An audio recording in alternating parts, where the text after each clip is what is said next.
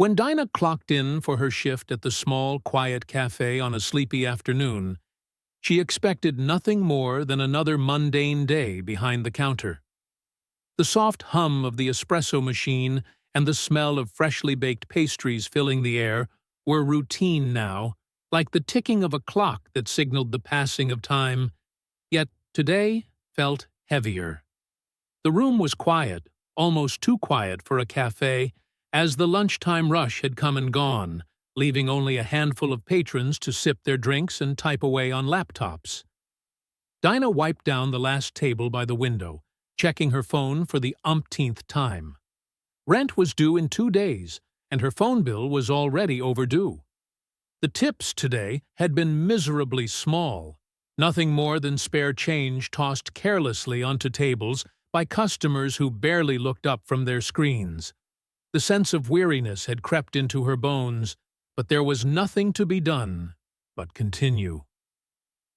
With 1 more hour to go, she adjusted her apron, pulled her long hair into a tighter ponytail, and prepared to finish the shift.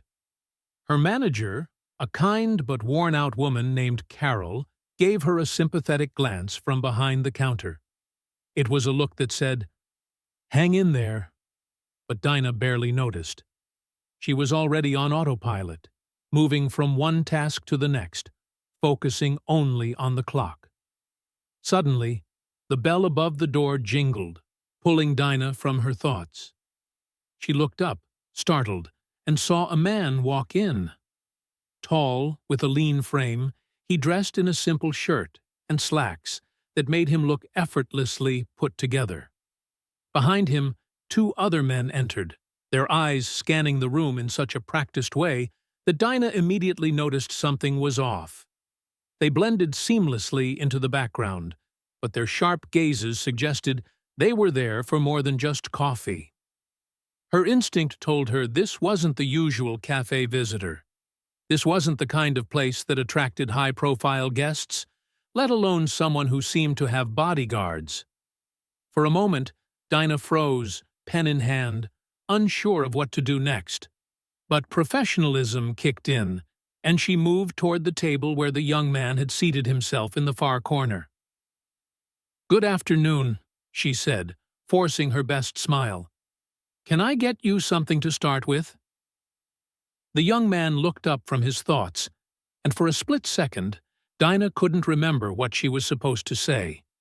His face was striking, but there was something familiar about him, something that stirred a faint recognition in the back of her mind. His calm expression and the way he carried himself felt oddly reassuring, yet something about it tugged at her. And then it clicked. Barron Trump, the son of the former president. His face had been everywhere in the news for years, and for a brief moment, Dinah felt her heart rate quicken. But she quickly reminded herself to stay calm. This was a customer, just like any other. No need to panic.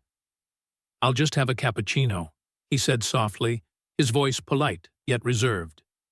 "And maybe one of those croissants?" "Absolutely," Dinah replied, quickly scribbling his order. "Anything else?" He shook his head. "That'll be perfect. Thank you." His words, simple as they were, carried an air of kindness that struck Dinah in a way she hadn't expected. It wasn't just the request, it was the way he said it, sincere, unpretentious. She nodded, turned, and headed back toward the counter, trying to shake off the flutter in her chest. Was it nerves? Exhaustion? She couldn't tell, but something about this moment seemed to stick with her. As she made the cappuccino, Dinah couldn't help but glance back toward the corner table. Barron sat quietly, his posture straight but not rigid, his eyes gazing out the window as if lost in thought. He wasn't scrolling through his phone or typing away on a laptop like most customers. He simply sat there, occasionally sipping water from the glass she'd delivered earlier. The cappuccino machine hissed as she frothed the milk, and Dinah forced herself to focus on the task. Why was she feeling so odd about this? Barron Trump, of all people.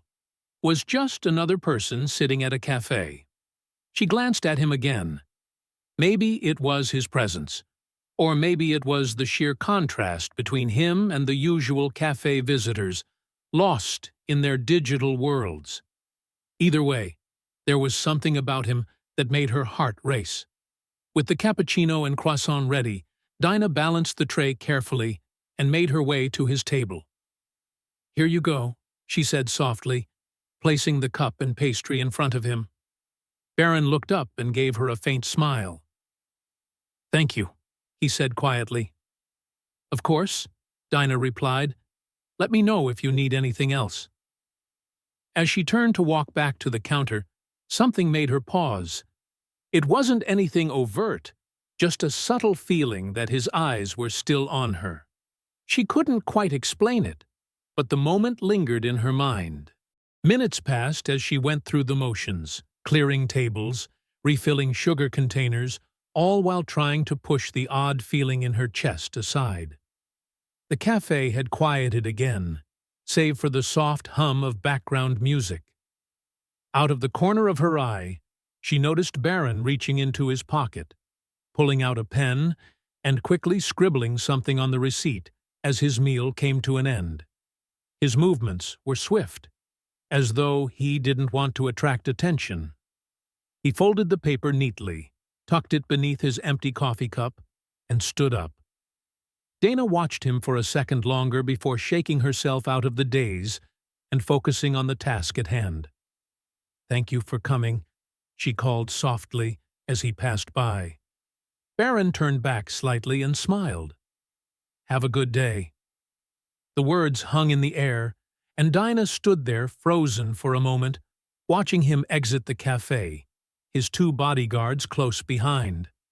The bell above the door rang again, signaling his departure, and the cafe returned to its usual stillness. Dinah let out a slow breath and moved to clear his table. The cappuccino cup sat empty, the faintest residue of foam clinging to the rim. Beside it, the croissant plate was bare, save for crumbs, and there, under the cup, was the receipt. Dinah picked it up, her heart thumping in her chest.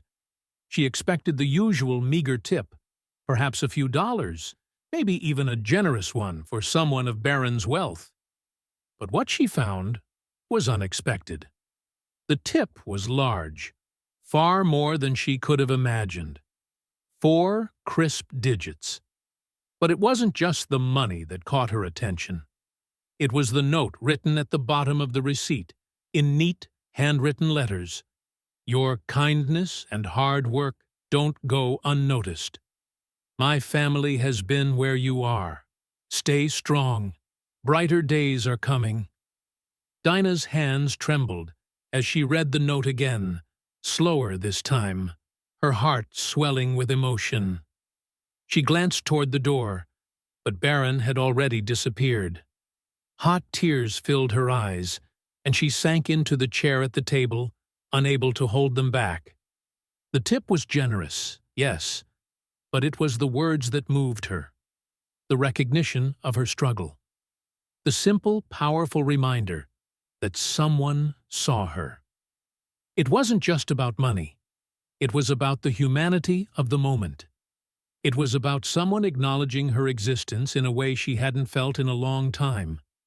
As tears slid down her cheeks, she thought about what those words meant. And for the first time in weeks, maybe months, she felt seen. Minutes passed, and Dinah's emotions slowly settled. She tucked the note carefully into her apron pocket, determined to keep it close. As she went about her work, she felt different. Lighter, somehow. When the cafe closed for the night, Dinah walked home in a daze, the note still tucked safely in her pocket. Her mind raced. She hadn't expected anything like this to happen. The kind gesture from a stranger had changed her day, maybe even her week. But little did she know that small act of kindness would go far beyond her. The next morning, she awoke to dozens of messages on her phone. People were asking if the story was true, Screenshots of the note were circulating everywhere, from social media to the Daily Post. The world had taken notice of her moment, and the reaction was overwhelming. Dana felt her stomach drop. How had this happened? Why was her life suddenly in the spotlight? She wasn't ready for the attention. Not like this. But as the story went viral, it became clear. It wasn't about the money. It was about the message. Barron Trump's note had touched something in people. It had reminded them that kindness still existed in a world that often felt cold and indifferent. And suddenly, Dinah's story wasn't just hers anymore. It was the world's. In the days that followed, people reached out to her. Messages, comments, stories of their own struggles and moments of kindness. Dinah had become a symbol of hope for many, but she was still just trying to navigate the chaos of it all. The cafe was busier than ever, and her co-workers treated her with newfound respect. But no matter how much attention she received, she didn't feel special. She didn't feel like the hero people were making her out to be. She was just a waitress, trying to get by. But the note, that one small act of kindness, had changed everything. It had reminded her that sometimes the smallest gesture can make the biggest difference. And maybe, just maybe, things would get better. With that note tucked safely in her wallet, Dinah knew she would never forget the lesson it carried.